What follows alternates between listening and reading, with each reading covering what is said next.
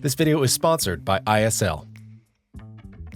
This is Victoria, a small city that has recently made incredible progress because in the span of just 10 years, it has gone from next to no AAA cycling infrastructure at all to a network that has helped enable a healthy cycling culture, with the most recent estimates putting the bike modal share somewhere around 14%. While that isn't yet reaching the numbers of even the lowest ranked Dutch cities, it's in good company with the likes of Tokyo or Nuremberg. The capital of British Columbia is just a few hours ferry ride from downtown Seattle or a 30-minute seaplane flight from Vancouver. And if you've never heard of Victoria, it's likely due to its size, with a population just tipping over 100,000. But when compared to other leading cycling cities in North America, it easily tops the list, beating out Minneapolis, Portland, Vancouver, and even Montreal. All told, Victoria may just be the cycling capital of North America. Okay, Davis may have that title, so at least the bike capital of Canada. And to figure out what's made the city so great on two wheels, I am joined again by Roy Symons, a sustainable transportation specialist with ISL, a multidisciplinary engineering firm in Western Canada and a leader in the planning and design of active transportation infrastructure. ISL has supported the city of Victoria, providing detailed design and construction administration services for many of the city's AAA multimodal transportation corridors. One thing Roy and I talked about back in Eindhoven was the extent of the Dutch bicycle network and how you can get pretty much anywhere in the country by bicycle safely and comfortably. Roy suggested I come to Victoria to check out what is now one of the best examples of a North American city getting close to Dutch levels of connectivity. But we felt we needed a true insider to give us a proper look. That insider is Tim Hewitt, a senior transportation planner and streetscape designer for the city of Victoria. Been very fortunate the last 10 years to be kind of involved with the planning and build out of the city's all ages and ability cycling network. We absolutely want to encourage alternate forms of transportation, and so we don't have area to build new roads, and so we've got to look at new opportunities. So we're really trying to encourage our mode share growth by having more people bike, more people taking the bus, more people walking. We have some of the highest mode share in Canada. Even back in 2014, before any real work was done to give cyclists dedicated space on city streets, biking already made up 5% of all trips, well above national averages in both US and Canada today, which lands somewhere between 1% to 2%. That high initial modal share and subsequent shift was enabled by several conditions, like year-round mild climate and the size. The city's not overly big. It's only 5 kilometers by 5 kilometers, which is like a dot of a city in comparison to many others. At just under 20 square kilometers, about the size of 10,000 hockey rinks, or a more contextually relevant and understandable comparison, roughly the size of Manhattan, from Central Park to Battery Park. This has allowed the city to move quickly on its plans and build out a high-quality bike network. The small scale and clear municipal borders give the core a level of autonomy that larger amalgamated cities struggle with. Toronto is a good example of that, where the folding of outer municipalities into one government diluted political will in the center as suburban priorities mixed with downtown ones. It's time to stop the war on cars. Montreal offers a closer comparison since its boroughs still retain independence, which has helped the core flourish. Though Victoria may be facing a referendum in the new year to decide on a Greater Victoria, but that's out of the scope of this video. Regardless, that may not be much of a problem, as even now the towns bordering Victoria have begun following its lead and are expanding their own networks, creating a regional system that reaches well beyond the city's borders. All in, the region's cycling modal share is around 8%, still in contention for the highest in all of the US and Canada. Another key condition is the plethora of regional trails that have been around since the 90s. It has this amazing initial network of infrastructure that are these old regional rail trails, and they all feed in from different directions to the core of the city.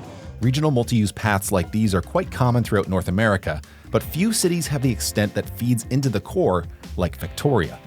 And so you've got these really wonderful regional trails where this is the Lochside Trail that comes into the Galloping Goose and then comes into downtown Victoria. And then you have the ENN, which comes from the western communities, and it comes into Victoria as well. As great as these trails are, they are only as good as their connections to key destinations.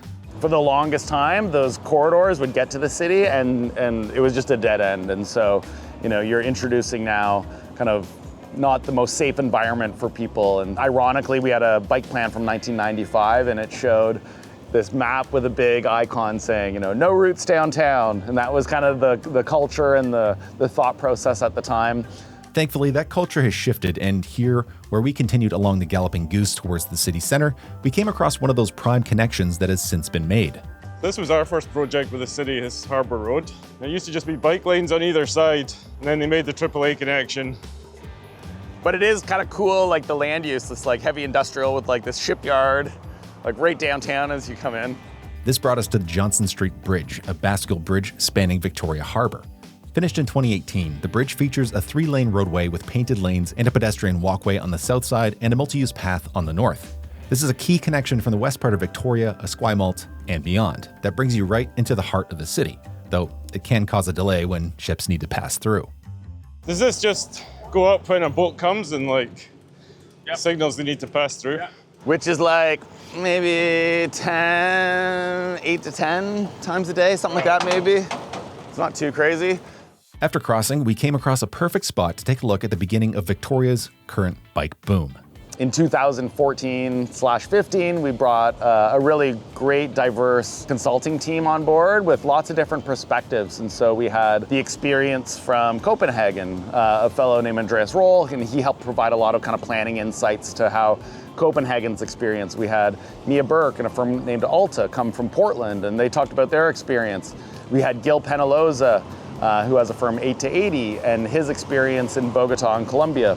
So lots of different insights and their lessons learned on how to kind of go about advancing a city's kind of transition and transformation into a more bike-friendly city. Through those kind of observations and experience, it was really important that we focused on the downtown core first. And so we focused on a minimum grid network, which was essentially 4 corridors, almost imagine a box with a corridor through the middle. Pandora Avenue was our very first corridor, and it aligned with this new bridge, the Johnson Street Bridge. Following that, we did a secondary corridor, Fort Street, and then we started tying those together with Wharf Street and Humboldt Street, and then the last of that downtown grid was Vancouver Street.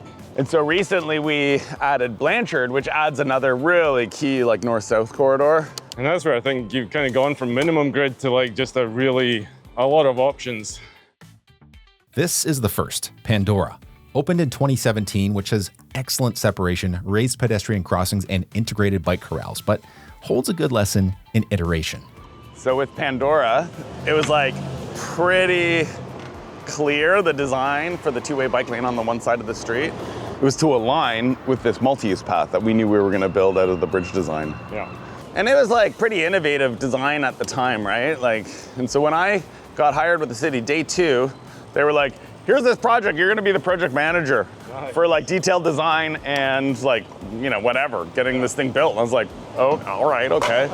But as you do more projects, you learn, and I would do it a little bit different. Up the way is Vancouver Street, and here the difference is clear. Separated lanes on either side.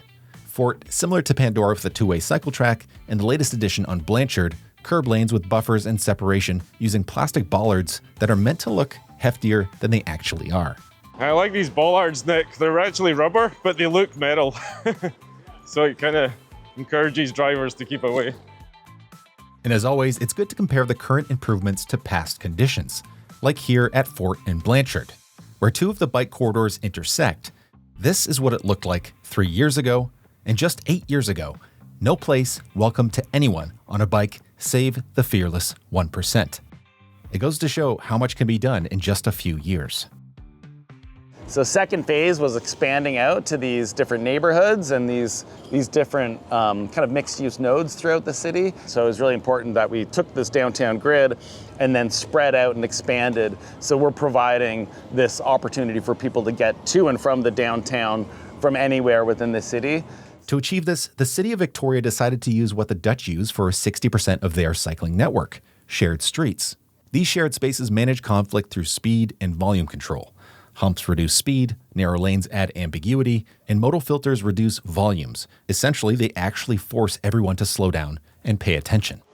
But the other benefit of the neighborhood bikeways is you can have all the social cycling, right? Abreast. It's so easy, yeah. Yeah. There are a few styles around town, with yield streets being the most common type used for bike routes. This is a good example of like the yield streets, because this never used to have parking on that side. You can see the old center line. So put parking back on both sides, gave the neighborhood more parking, and slows people down a bit, right? A key difference these yield streets have to Vancouver is that there are many more driveways. While they have more conflict points for cars to pull out, the extra space to pull over allows for a much more functional yield street compared to the packed parking you might find in Vancouver.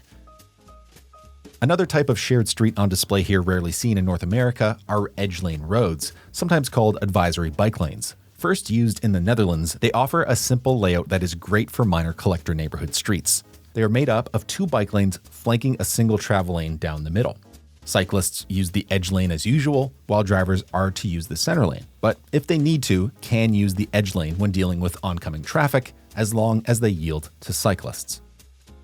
And along the bike routes, we came across one of the most important features, modal filters, put in place to deter people in cars from using neighborhood streets as through routes.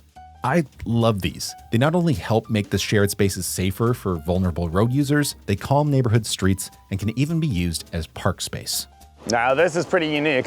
There's not many plazas that have the bikes and buses.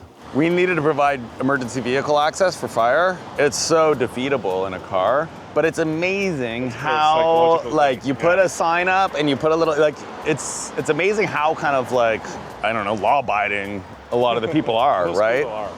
We did end up seeing quite a few people in cars disobeying the signs, but still the amount of traffic through here is a far cry from what once was, and at minimum, it turns a place that used to simply be a median of a crosswalk into a decent spot to take a break.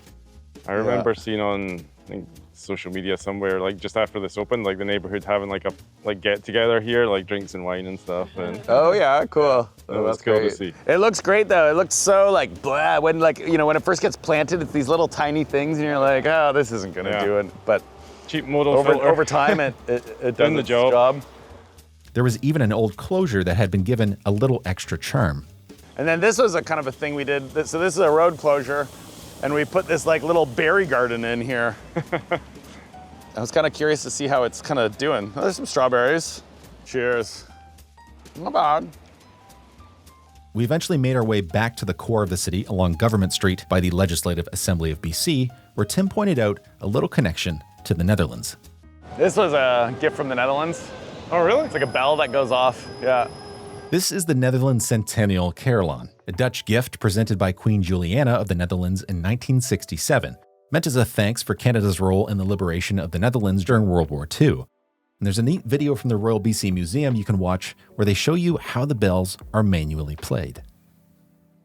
Victoria itself is surrounded by Oak Bay, Saanich, and Esquimalt.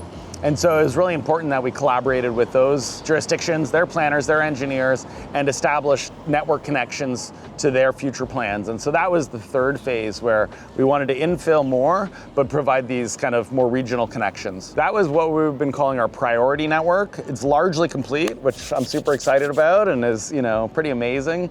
And it targeted a density of cycling infrastructure at an interval of about 400 meters. So every area within the city, you're kind of within 400 meters of one of these all ages and abilities cycling corridors, which could be a protected bike lane or a neighborhood bikeway or an off-street trail. Our kind of next kind of round or phase would be kind of improving the density, so targeting a 200 meter interval. So, you know, anywhere within the city, within 200 meters, you're going to be adjacent to one of these higher quality cycling facilities. That's like a really interesting metric because no other city can compare to that, you know? Like lots of the time it's like, oh, linear distance of infrastructure, and that's fine and dandy, but it doesn't like speak to density profiles of infrastructure in a way. That density of quality routes is vital to fostering that cycling culture.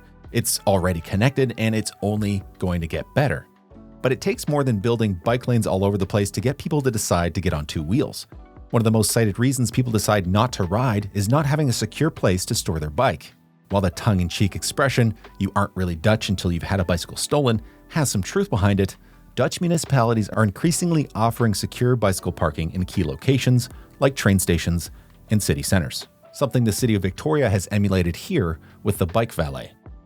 But this was kind of like set up as you know, kind of an interim. But it's been a great project and like really big numbers. It's also a great way for us to track like kind of ridership statistics. Yeah, so like e-bikes versus regular bikes. And it seems like it's about 50-50. 50-50 for now. Yeah, so like that's a lot of e-bikes, right? Yeah, exactly. It's pretty wild. Right here. It's such a useful thing to have though, like when you come down here and just not worrying about leaving your fancy It's bike. like I roll out, I work there, I drop my bike off, I walk up the stairs, done. And then it's like, it's kind of like a little hub, like there's a little information booth and like people are chatting. It's cool. And that's really the point. Once you create streets where riding a bike feels normal and safe, all these other little pieces start to fall into place. And the idea carries through in other parts of the city too. In the core, Government Street has been transformed into a pedestrian-focused corridor, and a few blocks over, the pedestrian scramble at Wharf and Government gives people the space and priority they deserve.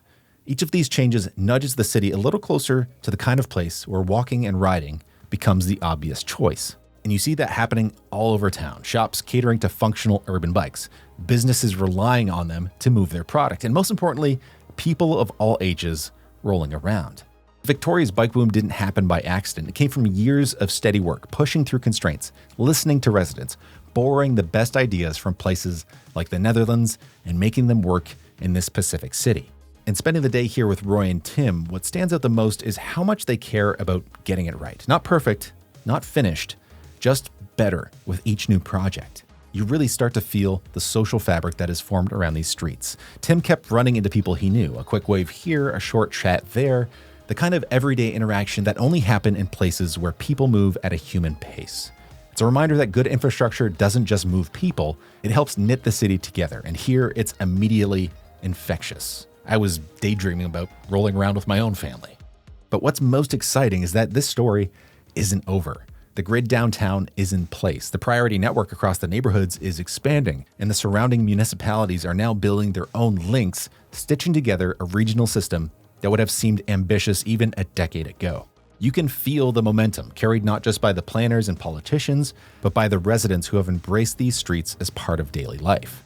So to Roy, the ISL team, the other consultants who are part of it, Tim, and everyone at the city who has poured their time into this work, well done. You've built something remarkable. And to Victoria, congratulations. You've shown what a North American city can do when it commits to people-friendly streets. And I cannot wait to come back and see how far it's gone. So to wrap this up, I would like to respond to a comment I got a while back on a video about Vancouver. It read, "I remember back in the day there were kids riding bikes. Now all I see are angry adults riding bikes." And that comment has stuck with me, not because it was mean, but because it revealed something true. When streets feel hostile, only the bold stick around. And that's why Victoria moved me so much. It shows that when a city chooses people in its design, the little wheels return.